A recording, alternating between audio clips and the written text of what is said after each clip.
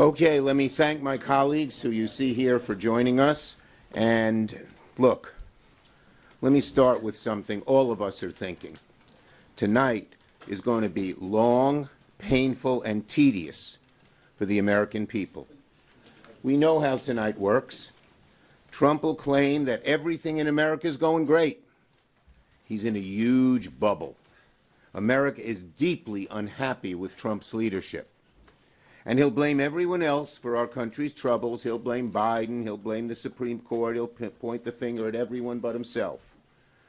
But tonight, the American people will see a president whose ego does not let him see reality, the reality of the pain in America because of Trump's policies. Costs, chaos, corruption is what they lead to. Never in our lifetime have we gone into a State of the Union where the president's rhetoric and the country's reality are so far apart. Donald Trump's first year back in office can be boiled down to 3 words: costs, chaos, corruption. That's the slogan of Trump 2.0, costs, chaos, corruption. That's what his administration brings to the American people. Let's start with costs. Americans, frankly, don't care what Trump has to say at the State of the Union because they're too worried about the state of their wallets. They're worried about the state of their rent, the state of their energy bills, the state of their health care costs.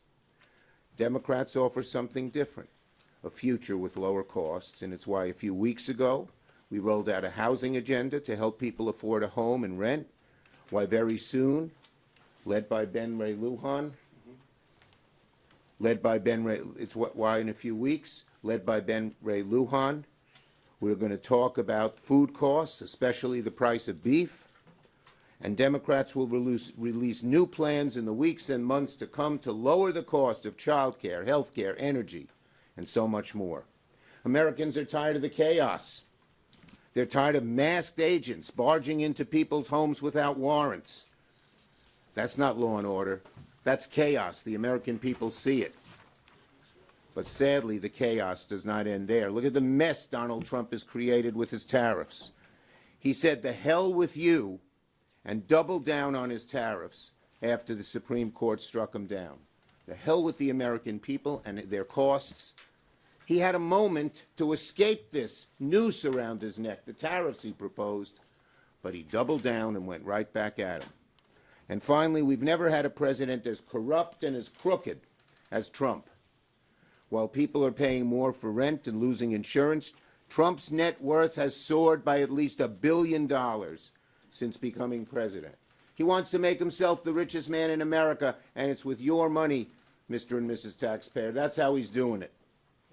We won't get any answers to these things. And one more aspect of corruption. While he'll talk for a long time tonight, we know there's one topic Trump will avoid.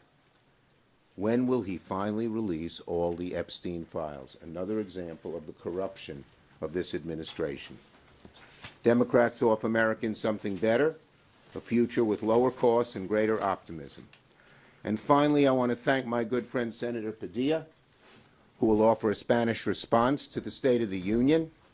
Senator Padilla is going to tell Americans the story they deserve to hear, one of hope, one of opportunity, where we celebrate the values that make us great. Donald Trump's not focused on tackling costs. He and his cronies seem to be more focused on tackling senators. Instead of driving down costs, he's driving over people's pocketbooks.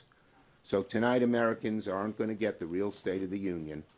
Those days are long gone under Trump. What Americans will get is a state of deception, a state of denial.